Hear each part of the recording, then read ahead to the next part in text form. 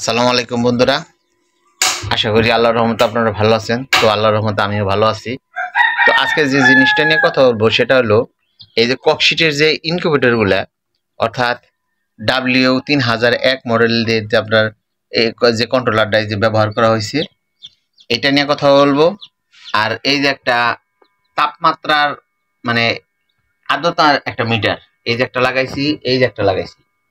তো এই সেটআপে কিরকম ডিম হ্যাসিং হয় সেটা আজকে আপনাদের আমি জানাবো। তো সম্পূর্ণ ভিডিওটা আমার দেখতে থাকেন।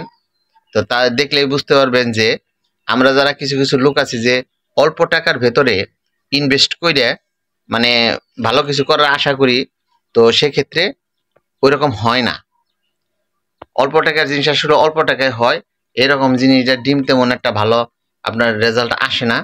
তো আজকে আপনাদের জানাবো যে আমি কয়টা ডিম আমি বসাইছি আর কয়টা বাচ্চা আমার উঠলো, আপনাদের এই ভিডিওটা মাধ্যমে আপনাদেরকে জানাবো। যেমন ধরেন আমি এটা সর্বনিম্ন তাপমাত্রা রাখছিল 37 আর এটার তাপমাত্রা রাখছিল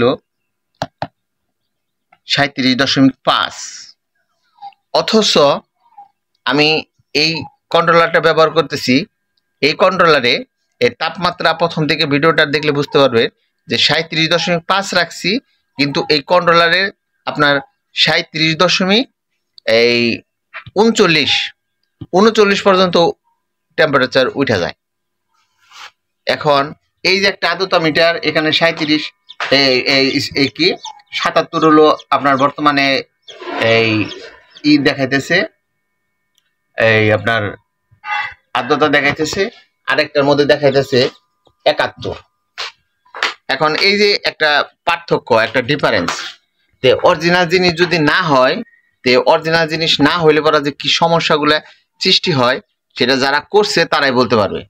এই যে আমি প্রিয় ইনকিউবেটর থেকে আমি এই ইনকিউবেটরটা ক্রয় করি, এটা বসুন্ধরা আবাসিক এলাকার ঢাকা থেকে আমি কুরিয়ার মাধ্যমে আনি।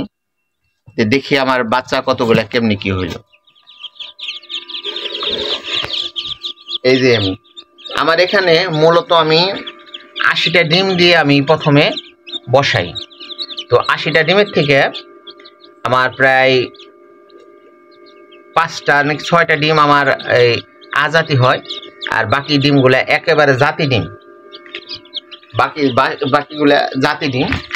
তো তারপরে নষ্ট হয়েছিল এমনি মানে এই কিভাবে যেন নষ্ট হয়েছিল, তো ওইখানে 3-4টা ডিম নষ্ট হয়ে গেছে। তো বাকি ডিমগুলো আমার এখানে ছিল, আছে। এখন আমি এই যে দেখেন আজকে গতকালকে ফোটা ধরছে, আজকে পর্যন্ত এই আপনার দ্বিতীয় দিন চলতেছে। দ্বিতীয় দিনে আমার সর্বোচ্চ মনে হয় দেখি কয়টা ডিম আছে। আমার আমি গুনতে শুরু করি, দেখি আমার কতগুলা ডিম রয়েছে। 4, 7, 8, 9, 10, 11, 12, 13, 16, 17, 18, 19, 20, 21, 22, 23, 24, 25, 26, 27, 28, 29, 30, 31, 32, 33, 34, 34টা ডিম আমার এখনো মানে কি অবস্থা আছে এটা ভিতরে না ভেঙে দেখলে বোঝা যাবে না। তো 34টা ডিম এখন আমার ফুটে নেই। তো এই যে এই ডিমগুলো আমার তো মনে হয় না যে এই ডিমগুলো আর ফুটবে, কারণ আজকে দ্বিতীয় দিন চলতেছে, এর ভিতরে এই যে